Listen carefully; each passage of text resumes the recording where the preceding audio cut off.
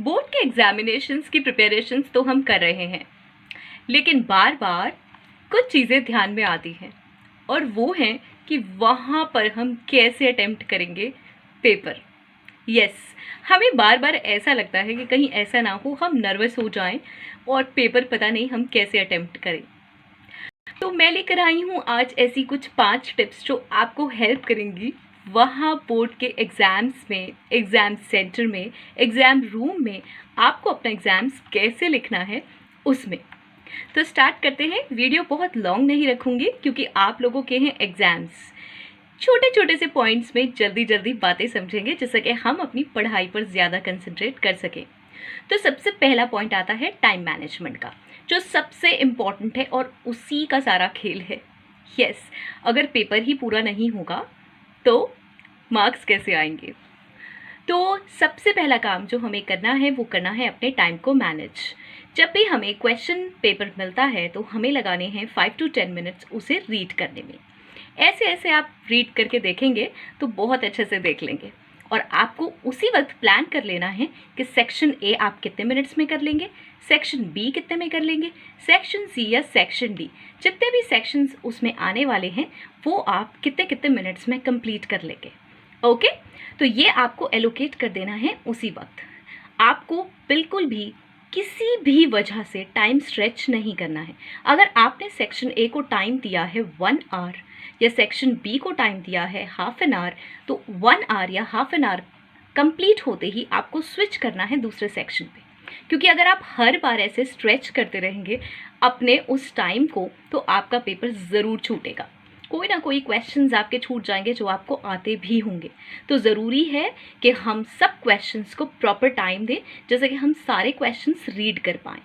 तो हमें क्या ध्यान रखना है टाइम मैनेजमेंट में कि हम हर क्वेश्चन और हर सेक्शन को प्रॉपर टाइम एलोकेट कर दें स्टार्टिंग से ही। ओके, जिसमें हमें रिवीजन का भी लास्ट 15 मिनट्स देना ही देना है। Okay, second, focus on attempting each question.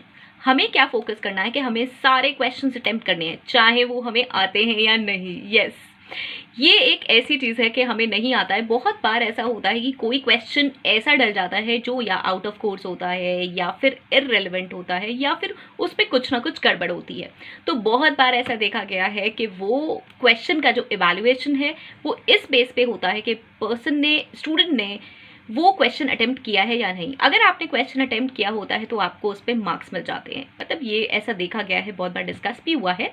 तो इट्स बेटर कि आप 5 नंबर का एक ऐसा क्वेश्चन जो आपको बहुत अच्छे से आता है उसमें आप भरे जा रहे हैं लॉन्ग स्टोरीज, उसका कोई बेनिफिट नहीं होगा। 5 में से आपको 8 नंबर नहीं मिलेंगे। लेकिन अगर आप 100 मार्क्स का कंप्लीट पेपर अटेम्प्ट करेंगे तो ऑब्वियसली आपको उसमें मार्क्स मिलेंगे। मतलब जो प्रैक्टिकल सब्जेक्ट्स हैं उनके मार्क्स हटा दिए जाएँ तो जितने नंबर का अगर पेपर है आप पूरा कंप्लीट अटेम्प्ट करेंगे तो बहुत बेनिफिशियल होगा आपके लिए, क्योंकि स्कोप होगा आपके पास हर क्वेश्चन में से मार्क्स लेने का। ओके, थर्ड आता है पॉइंट टू पॉइंट। यस, हमें क्या ध्यान रखना है। हम बहुत बड़ी बड़ी कहानियाँ पढ़ के आए हैं, स्पेशली एसएसटी में, या अगर मैं 12th की बात करूँ तो कॉमर्स के बहुत सारे ऐसे सब्जेक्ट्स हैं, एंटरप्रेन्योरशिप है, बिजनेस स्टडीज़ है, और अगर मैं बात करूँ साइंस के सब्जेक्ट्स की भी तो उसमें भी हमने बहुत बहुत कहानियाँ पढ़ी है।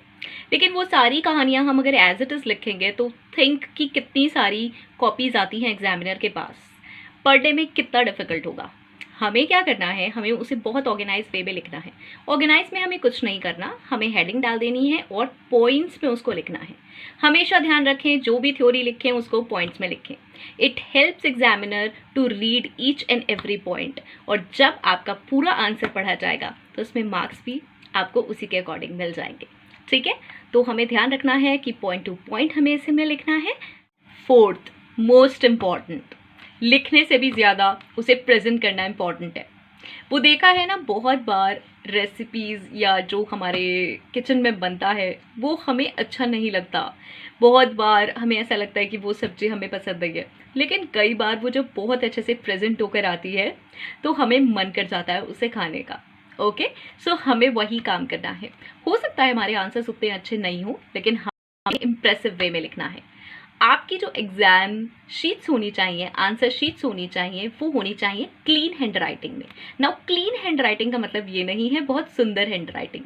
जो भी आप लिख रहे हैं वो क्लीन एंड क्लियर होना चाहिए, वो समझ में आना चाहिए। आपका एक एक वर्ड प्रॉपर लिखा हुआ आपको और एग्जामिनर को, जो दूसरा पढ़े, उसे समझ में आना चाहिए। अपनी कॉपी को बिल्कुल नीट रखें, और जो रफ करते हैं, जैसे स्पेशली मैथ्स पे बहुत सारी कैलकुलेशंस हमें रफ में करनी होती हैं, तो मेक श्योर जो आपकी शीट है उसका जो राइट वाला पोर्शन है उसमें एक लाइन आप खींच लें थोड़े से पोर्शन में, और वहाँ ऊपर लिखें रफ वर्क, और जब वो रफ कर लें तो उसको काट दें। ओके, सो जिससे कि आप अपना रफ वर्क भी अपने नॉर्मल आंसर से दूर कर सके, और उसको भी काट कर आएँ, जिससे कि पता चले कि वो रफ था और वो इवैल्यूएशन पर्पस के लिए नहीं है, और इससे आपकी कॉपी भी बहुत नीट लगेगी। सेम वे आपको एक और चीज़ ध्यान रखनी है कि जब भी आप लिखना शुरू करते हैं तो लेफ्ट में भी एक मार्जिन ज़रूर ले लें, क्योंकि जब आप शीट्स लेते हैं, ग्राफ्स लगाते हैं, उसमें कोई भी चीज़ उसके अंदर मैप्स लगाएंगे, जो भी चीज़ आप उसमें अटैच करेंगे, तो वो साइड का पोर्शन थोड़ा बंद हो जाएगा, और वो बंद होने से जो आपका इधर आंसर लिखा हुआ है वो भी उतना बंद हो जाएगा। तो बेटर इज़ कि हम उसमें पहले से एक लेफ्ट मार्जिन ले लें, जिससे कि जब हम कोई चीज़ अटैच करें और वो वहाँ का जो आंसर शीट का पोर्शन है वो बंद हो, तो उससे आपका कोई भी आंसर छुपे नहीं। नाउ फिफ्थ, ये जो कि बहुत इंपॉर्टेंट है, और ये है रिवीजन। यस, याद करिए जो हमारा पहला पॉइंट था जिसमें हमने टाइम मैनेजमेंट किया था, उसमें हमने टाइम दिया था लास्ट के 15 मिनट्स या फिर 10 मिनट्स रिवीजन को।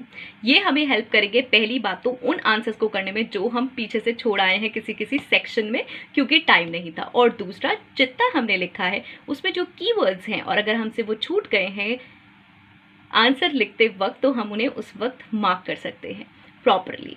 ओके, इससे आपको ये पता रहेगा पहली बात कि आपने सारे क्वेश्चंस अटेम्प्ट कर दिए या नहीं, और जो क्वेश्चंस करे हैं उसमें अगर कुछ भी मिस्टेक हो रही होगी तो आप वहाँ पे उसे रेक्टिफाई कर सकते हैं। तो रिवीजन के लिए ज़रूर टाइम निकालें, बिकॉज ये बहुत हेल्प आउट करता है। बहुत बार ऐसा होता है कि हमने जब स्टार्ट करे थे क्वेश्चन आंसर्स, तब हम किसी और माइंड से किसी क्वेश्चन को अटेम्प्ट कर गए थे। स्पेशली मल्टीपल चॉइस क्वेश्चन में बहुत बार ऐसा होता है कि हम गलती से किसी को टिक कर देते हैं, और बाद में हमें याद आता है कि उसका आंसर ये नहीं है, दूसरा है। जब हम कोई लॉन्ग आंसर अटेम्प्ट करते हैं तो हमें याद आता है। तो बहुत ज़रूरी है रिवीजन ज़रूर दें, उसमें अपने कीवर्ड्स मार्क करते रहें, और सारी चीज़ें अच्छे से चेक कर लें। और लास्ट में आती है एक बोनस टिप।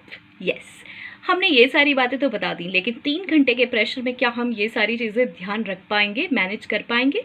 यस, बिल्कुल कर पाएंगे अगर आप फॉलो करेंगे मेरी बोनस टिप, और वो है जो आप पास्ट ईयर के 10 ईयर्स के सैम्पल पेपर सॉल्व करने वाले हैं या कर रहे हैं, उसमें ये सारी चीज़ों की हैबिट डालिए। यस, डेली में जो आप सैम्पल पेपर सॉल्व कर रहे हैं उसे उसी स्टेशनरी से सॉल्व करें जो आप एग्जाम में यूज़ करने वाले हैं, जिससे कि आपका जो हाथ है, जो आपकी प्रैक्टिस है, वो सेम स्टेशनरी पे बने। और इससे ये भी एक बेनिफिट होगा कि आपकी स्पीड बनेगी, और आपको ध्यान रहेगा जब आप एग्जाम में भी काम करेंगे कि ये मुझे कैसे कैसे करना है। स्पेशली जो आप फिगर्स बनाते हैं, डायग्राम्स बनाते हैं, चार्ट्स बनाते हैं, और आप अपना मैप ड्रॉ करते हैं, वो सेम वैसे ही करिए। ओके, सो ये थी मेरी एक बोनस टिप। होप सो ये सारी tips 5 tip plus bonus tip आपको हेल्प आउट करेंगी। और अगर आपको ऐसा लगता है कि इसमें मैंने कुछ मिस कर दिया है तो कमेंट बॉक्स में जल्दी से ड्रॉप कर दीजिए। और अगर ऐसे ही वीडियो देखना चाहते हैं तो लाइक कीजिए, शेयर कीजिए, सब्सक्राइब कीजिए, और हाँ, वो बेल आइकन क्यूट सा उसे ज़रूर हिट करिए। ऑल द वेरी बेस्ट, बहुत अच्छे एग्जाम्स रहेंगे आप लोगों के। Stay happy and safe, bye bye.